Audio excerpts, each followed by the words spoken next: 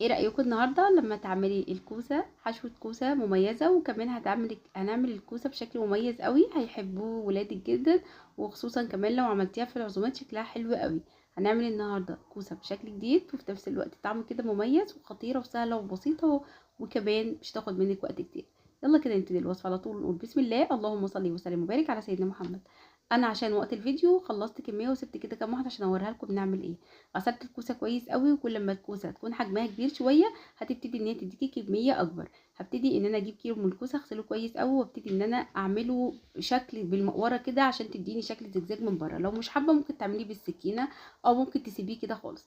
بعد كده بشيل الجزء اللي من فوق ومن تحت، وبعد كده ببتدي ان انا اقطع كل كوسايه على حجم بقى الكوسايه. كل ما تبقى كبيره تقطعيها على 3 او 4 قطع، بحيث ان هي تكون قطعه تقدري ان انت تحشيها، وابتدي ان انا اقورها بالشكل اللي انتوا شايفينه ده. ولو عندك القطاعه بتاعه الخضار او القطعه بتاعه المخلل بتبتدي تقطعيها بيها عشان تديني شكل حلو ومميز. لو ما عندكيش تقطعيه بالسكينه. وبخلص كل الكميه بالشكل ده وبشطفها وبسيبها بركنها على جنب، وبروح على الطاسه او اللي هحطها على النار، وبسخن فيها معلقه من الزبده او معلقه من السمنه على حسب الماده الدهنيه المتوفره عندك.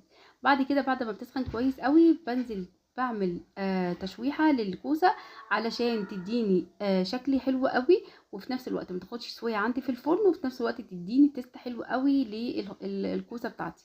بشوح كل الكميه بالشكل ده لحد لما تديني اللون دهبي خفيف قوي، وتستوى معايا 3/4 سوا او نص سوا.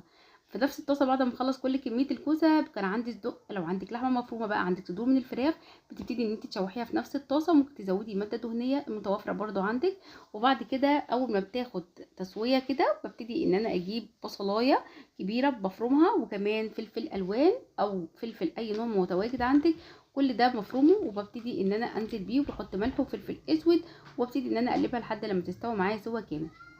بعد لما بتستوي تماما ببتدي ان انا افضيها ببوله او في طبق واسيبها تبرد تماما، ويكون كمان الكوسه معايا برد. بجيب بقى الكوسه وبجيب صينيه فاضيه او صينيه بايركس او صينيه الومنيوم، وابتدي ان انا احشي الكوسه بكل سهوله زي ما انتم شايفين كده.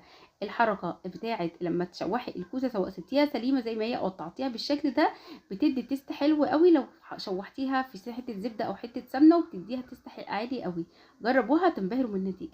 ورصها عندك في صينيه، ولو عندك شويه بشاميل عندك شويه جبنه موتزاريلا بتحطيها فوق الوش وتدخليها في الفرن عندك. بتقعدش معاكي ربع ساعه وبتكون استوت، لانك اوريدي كل حاجه مستويه، بس التسويه بس اللي ما خدتش معايا سوا كامل الكوسه بتبتدي ان هي عايزه تسويه بس مش تسويه عاليه، لان كمان الكوسه ما بتاخدش معانا التسويه تماما.